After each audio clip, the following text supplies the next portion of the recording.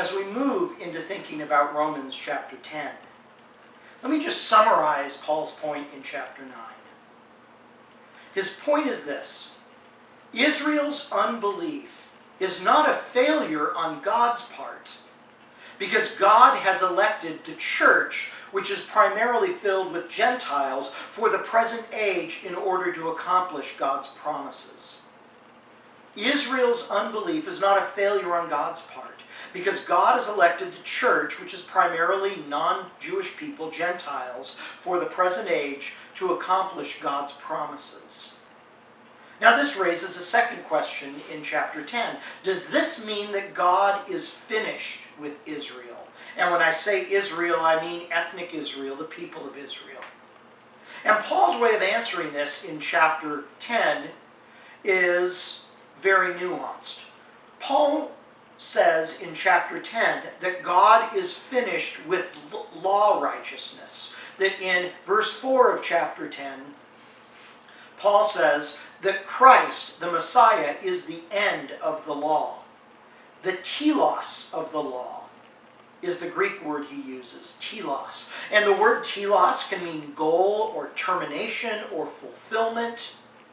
That Christ is the end of the law. That since Jesus was the goal of the law, that the law was looking forward to the coming of Jesus, it's only through Christ that it has continuing validity.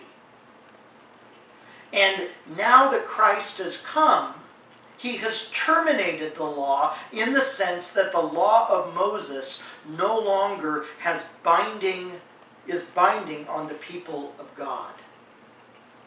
A basic hermeneutical principle is this: if a law that was originally given in the law of Moses in the Old Testament is not explicitly reaffirmed in the New Testament as still being binding on Christians, then we can assume that that law originally given to the people of Israel in the Old Testament, although it reflected the will and character of God at that time, that law is no longer binding on Christians today, because Christ is the end of the law. Romans chapter 10, verse 4. An example of this out of the Ten Commandments would be the fourth commandment, the commandment to keep the Sabbath.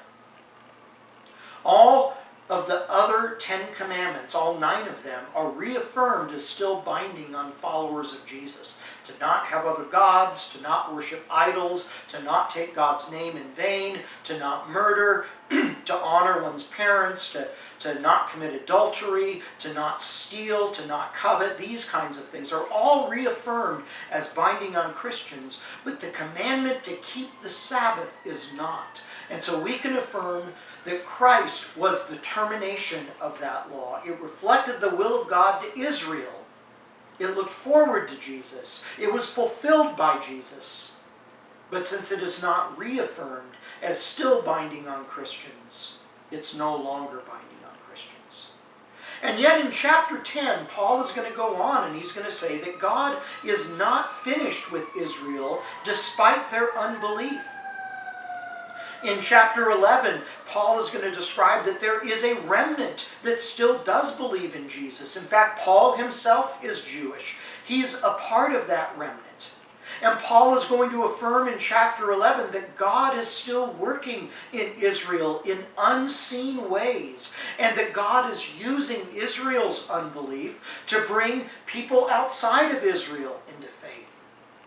So we shouldn't assume that because God is working primarily through Gentiles now, that God is not working through Israel.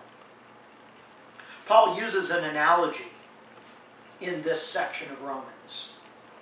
He uses the analogy of a root system with branches that are either put in or taken out of a tree.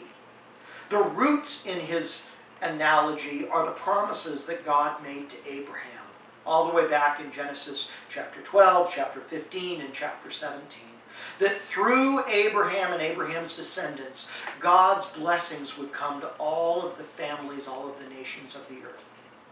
In the unfolding of those promises, the trunk of those promises was primarily through the people of Israel. They were a branch in the unfolding of those promises. But now that the Messiah has come, that branch has been taken out, and a new branch has been grafted in. That branch being the Gentiles, the non-Jewish people who comprise the church.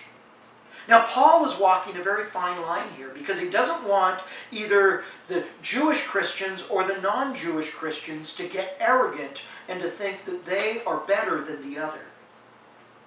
And so he talks about the people of Israel as being taken out, but he says there's hope that one day they could be grafted back into the branch of God's promises to Abraham. And so neither the church, predominantly composed of Gentiles, nor the nation of Israel, the majority of whom do not believe in Jesus, should not judge one another, but should live in humility towards one another. Because ultimately it's God's plan, not the church plan, and not the plan of Israel, but the plan of God.